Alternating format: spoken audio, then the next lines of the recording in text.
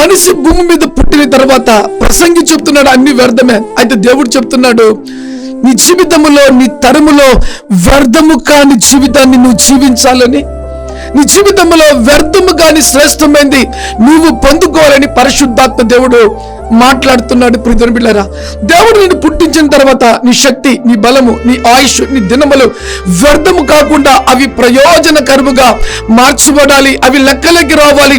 నువ్వు జీవించిన జీవితాన్ని బట్టి దేవునికి మహిమ రావాలి. నీ జీవిత విధానము జీవించిన తర్వాత దాని ఫలాన్ని నువ్వు పొందుకోవాలి. అంతేకాదు, ఈ లోకములో ఆ దినములు శ్రేష్టమైనవి అని లోకములో బ్రతికి ఉన్నవారు నీ దినముల గురించి చెప్పుకోవాలి అంటే నీ దినముల ప్రయాస వ్యర్థం కాకూడదు.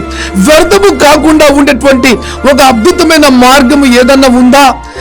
ఆ వేలో మనం ఎప్పుడైతే అడుగులు వేస్తామో ఆ ప్రయాస మన జీవితంలో వ్యర్థము కానే కాదంటే. అప్పుడు బిడ్డలారా,